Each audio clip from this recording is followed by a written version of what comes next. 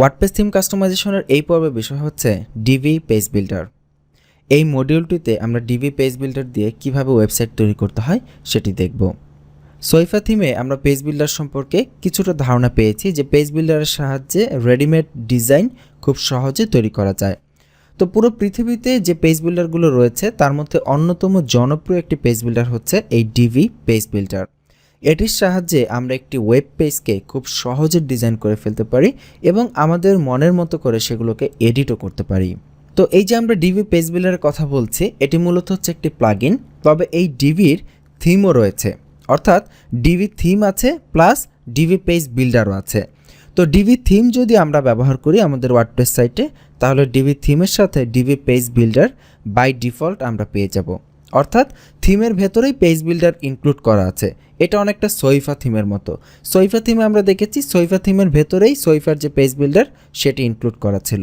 তো DV page বিল্ডারটিও আমরা DV থিমের ভেতরে বাই ডিফল্ট পেয়ে যাব।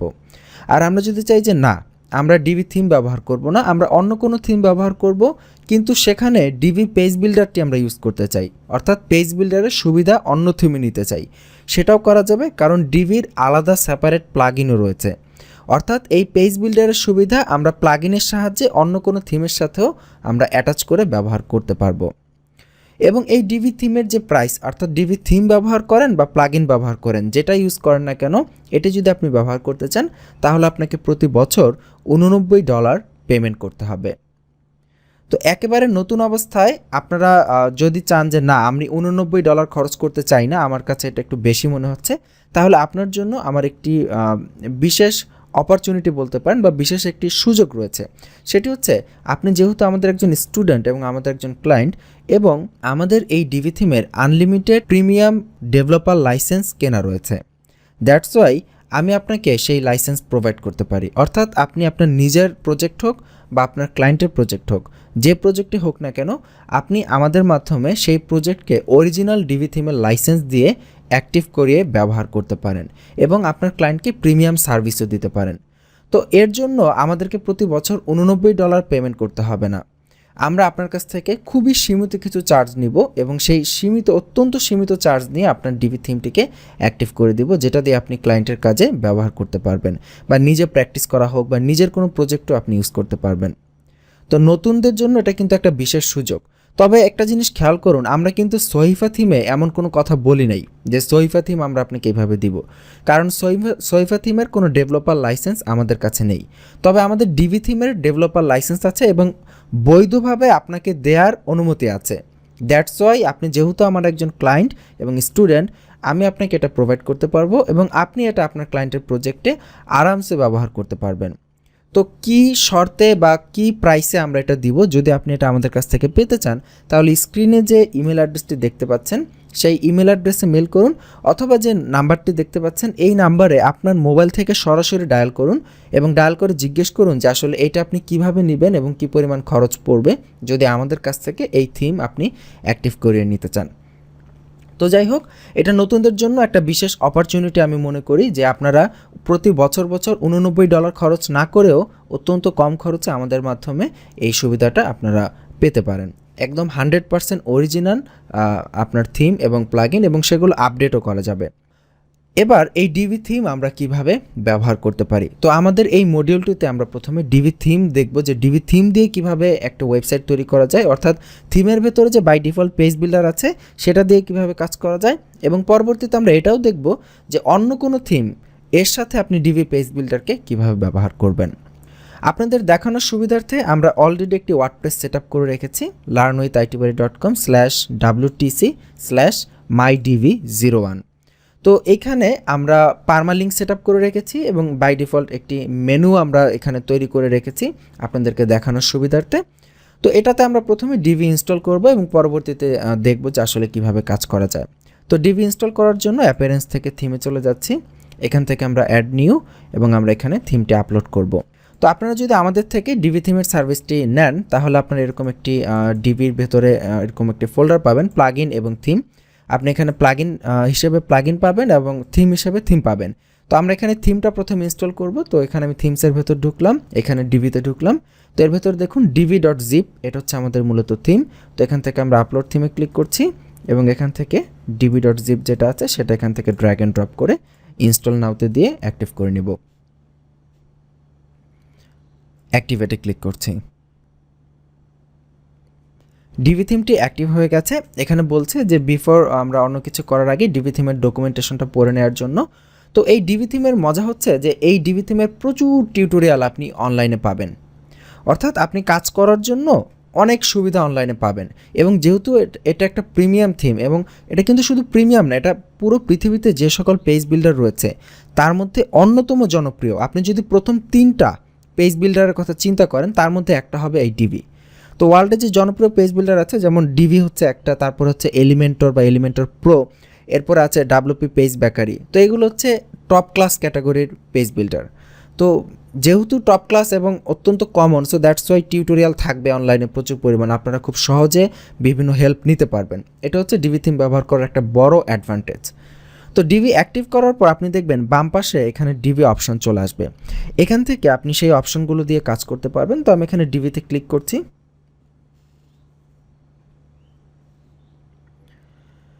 এই হচ্ছে ডিভির থিম অপশনগুলো। তো ওপরে দেখুন বিভিন্ন ধরনের অপশন এখানে দেখতে পাচ্ছি, general, navigation, builder, layout, update, এবং বাম পাশে ডিভির নিচেও কিছু অপশন রয়েছে, theme option, theme customizer, module customizer, role editor, Divi library. তো আমরা এই যে জেনারেল ট্যাব দেখি, জেনারেল ট্যাবের আন্ডারে কী কী আছে। প্রথমেই রয়েছে লোগো, অর্থাৎ আমাদের যে ওয়েবসাইট, আমি যদি আমার হোম পেজটাকে যদি রিফ্রেশ করি, দেখুন হোম পেজের ডিজাইনটা কিন্তু চেঞ্জ হয়ে গেছে ডিভি ইনস্টল করার পর। তো এটা স্বাভাবিক, প্রতিটা থিমের একটা নিজস্ব বৈশিষ্ট্য থাকে। তো এখানে এই যে লোগোটা রয়েছে বাই ডিফল্ট, এটা আমরা এখন রিপ্লেস করতে পারবো এই লোগোর সাহায্যে। তো এখানে আমি আপলোডে ক্লিক করছি, এখান থেকে আমি একটা লোগো আপলোড করে দিই।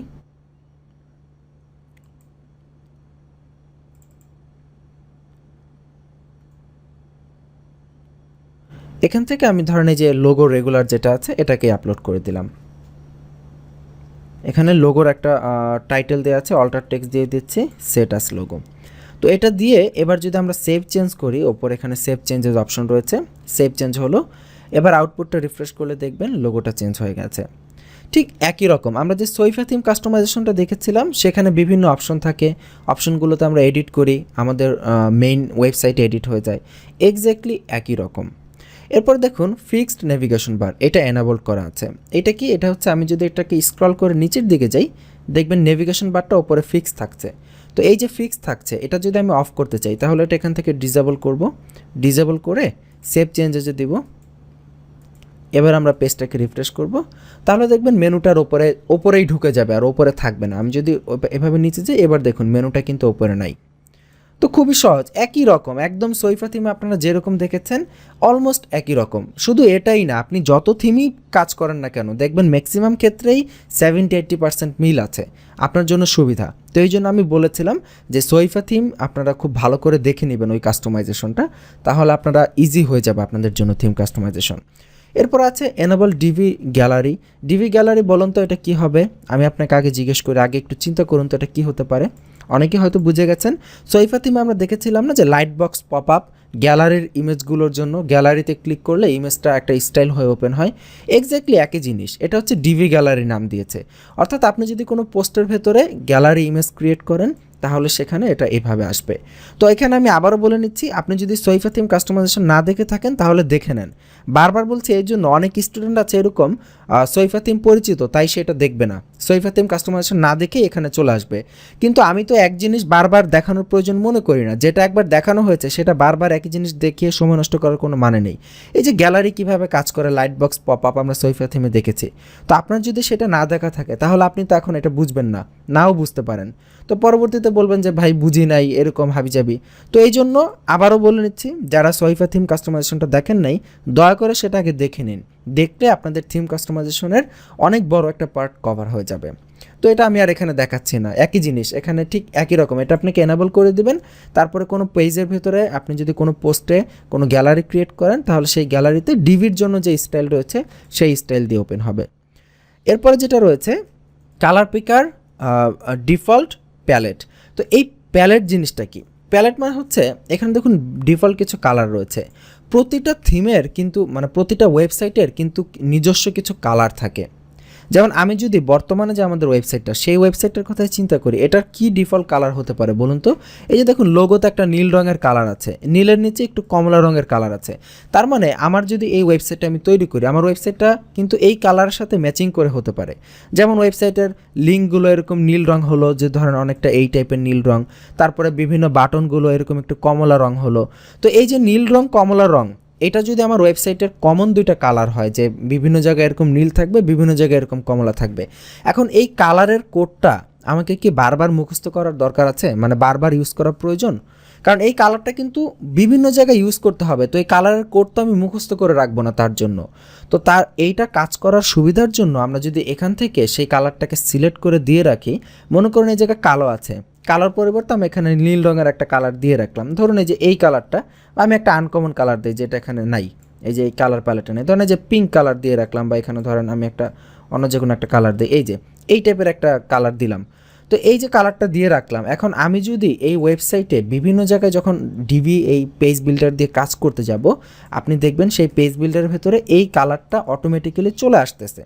অর্থাৎ আমি যখন কালার দিতে যাব তখন দেখবো সেই কালারের ভেতরে এই কালারটা আমাকে সাজেশন হিসেবে দেখাচ্ছে, তখন আমি এক ক্লিকে এই কালারটা বারবার ইউজ করতে পারবো। তো এতে করে আপনার থিমের ডিফল্ট কালার যদি আপনি এখান থেকে চুজ করে রাখেন, পরবর্তীতে আপনি যখন দেখবেন, আপনি এটা আসলে ঘাবড়ানোর কিছু নেই। অনেকে হয়তো ভাবছেন যে এটা কোথায় আসবে, কিভাবে আসবে, আমরা দেখব যখন আমরা পেজ বিল্ডার ব্যবহার করব, তখন আমরা এটা দেখতে পারবো যে এই কালারটা সেখানে অটোমেটিক চলে আসতেছে, এবং আমরা একটা ক্লিক করে সেখানে এই কালারটা ইউজ করতে পারতেছি। তো আপাতত এখানে এটা মনে রাখুন, যেখানে আমরা এই কালারটা এখানে দিয়ে রাখলাম, আমরা পরবর্তীতে কাজ করার সময় দেখব যে এই কালারটা কোথায় আসে। তো এখন জাস্ট এটা মনে রাখুন। এরপরে চলে যাচ্ছি grab the first post image. এটা হচ্ছে কোনো পোস্টে যদি আপনি ইমেজ না দেন, ফিচার ইমেজ না দেন, তাহলে একদম প্রথম যে পোস্টের ইমেজটা থাকবে, অর্থাৎ আপনি কোনো একটা পোস্ট করলেন, সেই পোস্টে কোনো ফিচার ইমেজ নাই, তো সেই পোস্টের যে প্রথম ছবিটা, সেই ছবিটাকেই সে ফিচার ইমেজ হিসেবে ইউজ করবে।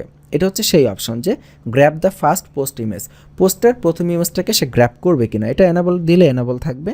তারপর হচ্ছে ব্লগ স্টাইল মুড হবে কিনা। সাইড বার লেআউট দেখেন, সাইড বার ডানে থাকবে না বামে থাকবে, একই জিনিস, সোইফা থিমও এরকম ছিল। এরপরে শপিং পেজ, অর্থাৎ এই ডিভি দিয়ে যদি আপনি ই-কমার্স সাইটে ব্যবহার করেন, তাহলে শপিং পেজে সাইড বার কোথায় থাকবে, ডানে থাকবে না বামে থাকবে। এরপরে গুগল এপিআই কি এখানে দেওয়া যায়, তারপরে বিভিন্ন ফন্টের অপশন, তারপরে এই যে সোশ্যাল মিডিয়ার লিঙ্কগুলো, তারপরে আরও নিচের দিকে যাই, এখানে কতগুলো পোস্ট ডিসপ্লে হবে, ট্যাগ পেজে কতগুলো হবে, সার্চ পেজে কতগুলো হবে, আর্কাইভে কতগুলো হবে, তারপরে হচ্ছে এক্সার্ট হোয়েন ডিফাইন্ড, এক্সার্টকে ইউজ করবে কিনা, রেসপন্সিভ শর্টকট এখানে ইউজ করবে কিনা, তারপরে গুগল ফন্টের সাবসেট ইউজ করবে কিনা, তারপরে দেখুন জাভাস্ক্রিপ্টগুলোকে মিনিফাই করবে কিনা, অর্থাৎ এই ওয়েবসাইট ব্রাউজ করার সময় জাভাস্ক্রিপ্টগুলো মিনিফাই হয়ে কম্বাইন হবে কিনা, এতে করে ওয়েবসাইটের পেজ লোডের টাইমিংটা কমে, অর্থাৎ ওয়েবসাইটের স্পিডটা বাড়ে। এরপরে কোনো কাস্টম সিএসএস দেওয়ার থাকলে এখানে সেই কাস্টম সিএসএস ফিল্ড। তো তার মানে দেখুন যে আমরা যে সোইফা থিম দেখেছি তার সাথে কিন্তু প্রায় সবই মিল, শুধু নামগুলো একটু এদিক সেদিক। ওইখানে ছিল লাইট বক্স পপ আপ, এখানে আছে গ্যালারি, তারপরে ওইখানেও কিন্তু এরকম সোশ্যাল মিডিয়ার অপশনগুলো আমরা দেখেছি। তো অলমোস্ট প্রায় একই রকম জিনিসগুলা। ওইখানেও ডেট ফরম্যাট ছিল, এখানেও দেখুন এই যে ডেট ফরম্যাট দেওয়া আছে আমরা দেখতে পাচ্ছি। তো এখানে সেভ চেঞ্জ করবেন যেগুলো আপনাদের এডিট দরকার, খুবই সহজ, একই রকম বিষয়। তারপরে যে অপশনটা রয়েছে নেভিগেশনের আন্ডার আবার তিনটা অপশন দেখেন, পেজেসের জন্য, ক্যাটাগরির জন্য, আবার জেনারেল সেটিং। তো প্রথমে পেজ রয়েছে, পেজের জন্য নেভিগেশন কি আছে, ড্রপডাউন মেনু দেখাবে কি না। আপনি যদি চান পেজেসের জন্য ড্রপডাউন মেনুকে বাদ দিয়ে দেবেন, যে পেজে কোনো ড্রপডাউন মেনু দেখাবে না, তাহলে ডিসেবল করে দিবেন, কিন্তু এখানে আমরা অ্যানাবল রাখছি। হোম পেজের লিঙ্ক দেখাবে কিনা সেটা, শর্ট পেজ লিঙ্ক, পোস্টের টাইটেল, অর্ডার, তারপরে নাম্বার অফ ড্রপডাউন টায়ার, কতগুলো ড্রপডাউন টায়ার দেখাবে, ম্যাক্সিমাম 3টা। এরপরে দেখেন এই যে ক্যাটাগরি পেজের জন্য কেমন হবে সেটা, জেনারেল সেটিং, সব মেনুর জন্য কেমন হবে, disable top tier dropdown menu links, অর্থাৎ প্রথম টায়ারের ড্রপডাউন মেনুগুলো ডিসেবল হয়ে থাকবে এটা, alternative scroll to anchor method. তারপরে দেখেন আরও অপশন রয়েছে বিল্ডার, অর্থাৎ আমাদের যে বিল্ডারটা, যেই বিল্ডার নিয়ে আমরা কাজ করব, যেটা নিয়ে এত কথা বলছি, সেই বিল্ডারের কিছু অপশন, যে ডিভি বিল্ডারটা কোন কোন জায়গায় অ্যাক্টিভ থাকবে, আমরা যে পেজ বিল্ডার ব্যবহার করব সেটা কি পেজে রাখবো নাকি রাখবো না, প্রজেক্টে রাখবো নাকি রাখবো না, পোস্টগুলোর ভেতরে রাখবো নাকি রাখবো না, সেটা হচ্ছে এটা। তো সবগুলোতেই থাকলো। এরপরে অ্যাডভান্স সেটিং আছে, স্ট্যাটিক সিএসএস ফাইল জেনারেট করবে কিনা, এইগুলা। তো ইন জেনারেল সেন্সে এই যে ডিভি থিম অপশনগুলো রয়েছে, এখানে আপনাদের খুব একটা কাজ করার প্রয়োজন নেই, কারণ পেজ বিল্ডার দিয়ে যখন আমরা কাজ করব সেখানেই আমরা ম্যাক্সিমাম কিছু চেঞ্জ করে দিতে পারবো। এইখানে খুব একটা আহামরি কোনো বড় কোনো ইম্পর্টেন্ট কিছু নাই। এখানে ধরেন আপনি যদি লেআউটে যান, লেআউটটা কীরকম হবে দেখেন, পোস্টের ভেতরে কি আপনি কমেন্ট দিবেন নাকি দিবেন না, এগুলো খুবই বেসিক জিনিস। Single post layout. আবার সিঙ্গেল পেজ লেআউটে যাই, সিঙ্গেল পেজের ভেতরে থাম্বনেল ইমেজ দিবেন নাকি দিবেন না সেটা দেখাচ্ছে, কমেন্ট দেখাবেন নাকি দেখাবেন না, এটা নাম পড়লেই বোঝা যায় ভেতরে কি অপশন হবে। এরপরে জেনারেল সেটিংয়ে দেখেন থাম্বনেল ইমেজ হবে কি না ইন্ডেক্স পেজগুলোতে সেটা দেখাচ্ছে। এরপর আমরা অ্যাডসে যাই, আপনি যদি কোনো অ্যাড দিতে চান, গুগল অ্যাডসেন্সের কোড দিতে চান, সেখানে এটা দিবেন। এটা দেখবেন সিঙ্গেল পোস্টের ভেতরে ব্যানার হিসেবে আসবে। আপনি যদি এনাবল করে দেন, সিঙ্গেল পোস্টের ভেতরে একটা 468x60 সাইজের ব্যানার হিসেবে আসবে। ব্যানারে ইমেজের লিঙ্কও দিতে পারেন, আবার ইউআরএলও দিতে পারেন। তো এরপরে এসইও। আচ্ছা, এসইও নিয়ে এখানে যে অপশনগুলো আছে সেগুলো আমাদের খুব একটা কাজে লাগবে না, কারণ আপনারা যারা এসইও আমাদের এসইও টিউটোরিয়াল দেখেছেন সেখানে আমরা দেখেছি যে ইউস্ট এসইও প্লাগইন ব্যবহার করে কাজ করা। তো ইউস্ট এসইও প্লাগইন ব্যবহার করলে এখানে যে বিষয়গুলো আছে সেগুলো ইউস্ট এসইও থেকেই কভার করা যায়। এসইওর যে বেসিক বলতে এসইওর জন্য যে বিষয়গুলো প্রয়োজন, তো এখানে আমরা এগুলো নিয়ে ওটার সাথে এটা মেস আপ করবো না, এটা যেভাবে আছে সেভাবেই থাক। এরপর হচ্ছে ইন্টিগ্রেশন। এখানে এনাবল হেডার কোড এনাবল হবে কি না। আচ্ছা, হেডার কোড কোনটা দেখেন, গুগল অ্যানালিটিক অনেক সময় ব্যবহার করতে হয়, অর্থাৎ ওয়েবসাইটের হেডারে জাভাস্ক্রিপ্ট কোড দিতে হয়, সেই কোডটা আপনি এখানে দিবেন। এরপরে রয়েছে বডি কোড। যদি বডির ভেতরে কোনো কোড স্পেসিফিক্যালি দিতে চান এটা দিতে পারেন, যেমন গুগল অ্যানালিটিক এখানে দিয়ে দিয়েছে। এরপরে আপনার পোস্টের টপে, অর্থাৎ আপনি যে পোস্ট করবেন সেই পোস্টের টপে যদি কোনো কোড আলাদাভাবে দিতে চান স্পেসিফিক্যালি সেটাও এখানে দেওয়া আছে। এমনকি আপনার পোস্টের বটমে যদি কোনো পোস্ট এখানে আপনারা কোনো কোড দিতে চান সেটাও এখানে দিতে পারবেন। দেখেছেন যে কত স্পেসিফিক করে দিয়েছে সুন্দর করে। এরপরে যে অপশনটি রয়েছে updates, this is the most important part. এটাই হচ্ছে আপনাকে এই থিমটাকে অ্যাক্টিভেশন প্রসেস, অর্থাৎ এই থিমটা যে জেনুইন থিম এবং পরবর্তীতে থিমের আপডেট যে কাজ করবে সেটার জন্য আপনাকে ইউজার নেম এবং এপিআই কি দিয়ে অ্যাক্টিভ করে নিতে হবে। তো আপনারা যদি আমাদের থেকে এই ডিভি থিমের সার্ভিস নেন তাহলে আমরা আপনাকে মূলত এই ইউজার নেম এবং এপিআই কি দিয়েই আপনাদের প্রজেক্টটি অ্যাক্টিভ করে দিব, এবং যার প্রেক্ষিতে আপনারা এই থিমটি প্রিমিয়াম থিম হিসেবে অ্যাক্টিভ হবে এবং আপনার ক্লায়েন্ট এটা একটা জেনুইন থিম হিসেবে ব্যবহার করতে পারবে। তো আমি ভিডিওটা এখানে পজ করে আমার যে ইউজার নেম এবং এপিআই কি আছে সেটি দিয়ে আমি থিমটিকে অ্যাক্টিভ করে নিচ্ছি। তো থিমটি আমি ইউজার নেম এপিআই কি দিয়ে অ্যাক্টিভ করে নিলাম। এরপরে এখানে যে অপশনটি আপনারা দেখতে পাচ্ছেন সেটি হচ্ছে ইম্পোর্ট অ্যান্ড এক্সপোর্ট। এটার মানে হচ্ছে যে আপনি এই থিমের যে সেটিংগুলো আছে সেগুলো আপনি চাইলে এক্সপোর্ট করে রাখতে পারেন, পরবর্তীতে অন্য কোনো ওয়েবসাইটে যদি দিতে চান সেখান থেকে সেটাকে আপনি ইম্পোর্ট করে দিবেন। এরপরে যেটা রয়েছে রিস্টোর টু ডিফল্টস, অর্থাৎ এই সেটিংগুলো যদি আপনি একবার চেঞ্জ করেন, পরবর্তীতে যদি ডিফল্ট যে সেটিংটা ছিল সেটাতে যদি আবার নিয়ে আসতে চান তাহলে এইখানে ক্লিক করতে হবে। তো এই ছিল আমাদের থিম অপশন। থিম অপশনের পরে এখানে যে বাম পাশে যে সেকেন্ড অপশনটি রয়েছে সেটা হচ্ছে থিম কাস্টমাইজার। তো থিম কাস্টমাইজারে ক্লিক করলে আমাদের ওয়েবসাইট কাস্টমাইজ সেকশনে নিয়ে যাবে, যে এই থিমের জন্য যে সকল সেটিংগুলো আমরা কাস্টমাইজ করতে পারি। তো এই কাস্টমাইজারের সাথে আপনারা কিন্তু কম বেশি সবাই পরিচিত, কারণ আমরা এর আগেও ফ্রি থিম কাস্টমাইজেশনে দেখেছি এরকম কাস্টমাইজার অপশন থাকে। তো এই কাস্টমাইজার অপশনটা হচ্ছে মূলত আমাদের পুরো ওয়েবসাইটে যত এলিমেন্ট আছে সবগুলো এলিমেন্টের উপর একটা গণহারে একটা কাস্টমাইজেশন। তো সেটা হচ্ছে প্রথমে জেনারেল সেটিং, তো সাইট আইডেন্টিটি, এখানে সাইটের টাইটেল দেয়া, ট্যাগলাইন দেয়া, এগুলো আমরা আগে সবাই দেখেছি, তো আমরা সবাই জানি এই বিষয়গুলো। এরপরে লেআউট সেটিং, এখানে দেখুন লেআউট সেটিংয়ে কিছু অপশন রয়েছে। ওয়েবসাইটের কন্টেন্টের ওয়েট কত হবে 1080 পিক্সেল, গাটার ওয়েট কত হবে 3, তারপরে সেকশন হাইট 4। আচ্ছা, এই যে গাটার ওয়েট এটা নিয়ে কিন্তু অনেকের মধ্যে কনফিউশন হয়। গাটার ওয়েট জিনিসটা কি? গাটার ওয়েট জিনিসটা আমরা ডিভি থিমের ওয়েবসাইট থেকে যেটা দেখেছি যে গাটার ওয়েট মানে হচ্ছে দুইটা কলামের মধ্যবর্তী ওয়েট, এটাকে মিন করে যে দুইটা কলামের মাঝে যে ওয়েটটা থাকবে সেটা হচ্ছে মূলত গাটার ওয়েট। তো এগুলো নিয়ে আমরা খুব একটা মাথা ঘামাবো না, এর কারণ হচ্ছে আমরা যখন পেজ বিল্ডার ব্যবহার করব সেখানে আমরা অনেক স্পেসিফিক্যালি এগুলা কন্ট্রোল করতে পারবো। আমরা সেখানে কোন কলামের কত হাইট মানে কত উইড হবে, কোনটার পরে কোনটা গ্যাপ থাকবে, এগুলো খুব সুন্দর করে সেখানে ব্যবহার করা যায়। তো আমরা থিমের যেটা বাই ডিফল্ট সেটিং সেটা নিয়ে খুব একটা নাড়াচাড়া করব না, কারণ নাড়াচাড়া না করাই ভালো। কারণ কিছু করতে গিয়ে পরবর্তীতে যদি দেখা যায় সেটিংটা চেঞ্জ হয়ে গেছে, পরে সেই সেটিংটা খুঁজে বের করতে সমস্যা হতে পারে। তবে হ্যাঁ, এখানে কিন্তু একটা বিষয় ইম্পর্ট্যান্ট, আপনি যখন শিখবেন তখন সব কিছু নিয়ে নাড়াচাড়া করবেন, যেভাবে ইচ্ছা নাড়াচাড়া করবেন, সমস্যা নেই, যেভাবে খুশি করেন, কোনো আপত্তি নেই। কিন্তু যখন ক্লায়েন্টের কাজ করবেন, আমার সাজেশন হচ্ছে, রেকমেন্ডেশন হচ্ছে, এই যে থিমের যে বাই ডিফল্ট সেটিংগুলো এখানে দেওয়া আছে, এগুলো নিয়ে খুব একটা আপনারা এডিট করবেন না। বিশেষ করে এই যে উইটের ব্যাপারগুলো, যে মেইন ওয়েবসাইটের উইট কত হবে, রেসপন্সিভের অনেক ইস্যু থাকে, এখানে ঝামেলা পরবর্তীতে ক্রিয়েট হলে সেগুলো সলভ করতে বেশ ঝামেলা পোহাতে হতে পারে। এরপর আছে header and navigation, header format, primary menu bar, এগুলো খুবই ইজি, মানে মেনু ক্রিয়েট করা। এরপরে ফুটারের লেআউট, উইজেট। তো এরপরে ব্লক, মোবাইল স্টাইলে কী হবে, কালার স্কিম কী হবে, এখানে থিমের একটা কালার স্কিম গ্রিন অরেঞ্জ, এখানে ডিফল্ট যেটা আছে সেটাই। তো আমি এটা কেটে ব্যাকে চলে যাচ্ছি। তো দেখি যে এরপরে আর কি অপশন আছে। এরপর অপশন রয়েছে মডিউল কাস্টমাইজার। মডিউল মানে হচ্ছে এই থিমটা যখন আমরা ইউজ করব, অর্থাৎ পেজ বিল্ডারটা যখন ইউজ করব, তখন সেখানে দেখবেন বিভিন্ন অপশন সেখানে নেওয়া যায়, বিভিন্ন মডিউল নেওয়া যায়, কলাম নেওয়া যায়। তো সেই মডিউলগুলো কি কাস্টমাইজ হবে, আপনারা তো এখন আসলে মডিউলগুলো দেখেন নাই, আপনাদেরকে বললে আসলে ওইভাবে নাও বুঝতে পারেন। আমরা দেখব সামনে ইনশাল্লাহ যে কীভাবে মডিউলগুলো ক্রিয়েট করতে হয়। তো বিভিন্ন মডিউলের এখানে অপশন রয়েছে। যেমন আমরা যখন কাজ করব, সেখানে দেখবেন বিভিন্ন মডিউল আছে, সেখানে আপনি গ্যালারি নিতে পারবেন, ইমেজ নিতে পারবেন, ব্লার্ব নিতে পারবেন, তারপরে টেস্টিমোনিয়াল, এখানে কল টু অ্যাকশন বাটন নেওয়া যায়। তো এগুলো কিভাবে এডিট হবে, যেমন দেখেন ব্লার্বের জন্য যদি আমরা ব্লার্ব মডিউল নেই, সেটার ফন্ট সাইজ এখান থেকে চেঞ্জ করা যাবে, অর্থাৎ বাই ডিফল্ট পুরো ওয়েবসাইটের ব্লার্বের যত মডিউল থাকবে সেগুলোর ফন্ট সাইজ। তারপরে ধরেন এখানে pricing table, call to action, email opt-in, log in, filter portfolio.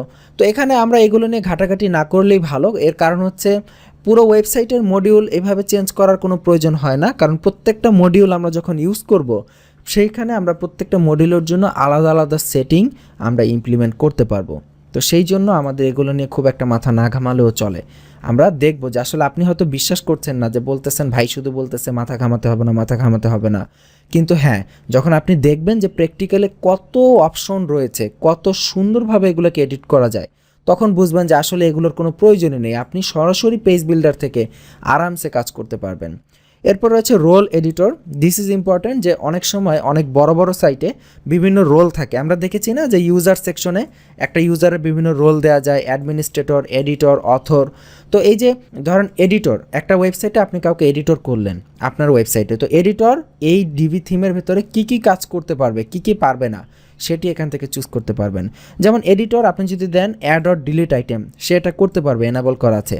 যদি ডিসেবল করে দেন, তাহলে সে বিল্ডার ইন্টারফেসে কোনো আইটেম অ্যাড বা এডিট করতে পারবে না। এভাবে আপনি বিভিন্ন অপশন, যেমন মুভ আইটেম, এটা যদি ডিসেবল করে দেন, তাহলে সে কোনো আইটেমকে মুভ করতে পারবে না। এইভাবে আপনি তাদেরকে বিভিন্ন ইউজারদের রোলগুলোকে আপনি এখান থেকে আপনার ইচ্ছা মতো চেঞ্জ করতে পারেন। এরপর সব শেষে যে অপশনটি রয়েছে সেটি হচ্ছে ডিভি লাইব্রেরি। ডিভি লাইব্রেরি মানে হচ্ছে, মনে করুন আপনার ধরেন অ্যামাজন অ্যাফিলিয়েট ওয়েবসাইট আপনি করবেন। অ্যামাজন অ্যাফিলিয়েট ওয়েবসাইটগুলোতে সাধারণত কিছু সেকশন থাকে, যেমন বিভিন্ন প্রোডাক্টের যে রিভিউ লেখে। আপনারা যারা অ্যাফিলিয়েট মার্কেটিংয়ের সাথে পরিচিত তারা হয়তো জানেন, বা যারা আমাদের এসইও কোর্স কিনেছেন তাদেরও হয়তো ধারণা আছে যে প্রোডাক্টের রিভিউ লিখতে হয়। তো বিভিন্ন প্রোডাক্টের যে রিভিউ সাইটগুলো হয়, একটা প্রোডাক্টের কিন্তু রিভিউ লেখার সময় এরকম একটা সেকশন থাকে, যেখানে একটা প্রস থাকে, একটা কনস থাকে। অর্থাৎ ধরেন একটা মোবাইলের রিভিউ লিখলেন, একটা মোবাইলের ভালো দিকগুলো কী কী, একটা মোবাইলের খারাপ দিকগুলো কী কী। ওই ভালো দিকগুলো বাম পাশে এইভাবে থাকে, খারাপ দিকগুলো ডান পাশে এইভাবে থাকে।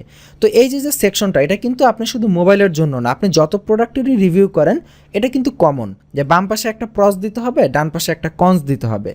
তো এই যে কমন যে সেকশনগুলো, আপনি একটা সেকশন প্রথমে ডিজাইন করলেন, এবং ডিজাইন করে সেইটাকে যদি সেভ করে রাখেন, এবং পরবর্তীতে যখনই কোনো প্রোডাক্টের জন্য আপনার সেই সেকশনটা প্রয়োজন হবে, অর্থাৎ কমন একটা ডিজাইন, সেই ডিজাইনটা আপনি তখন এই লাইব্রেরিতে সেভ করে রাখলে লাইব্রেরি থেকে সহজে নিয়ে ইউজ করতে পারেন।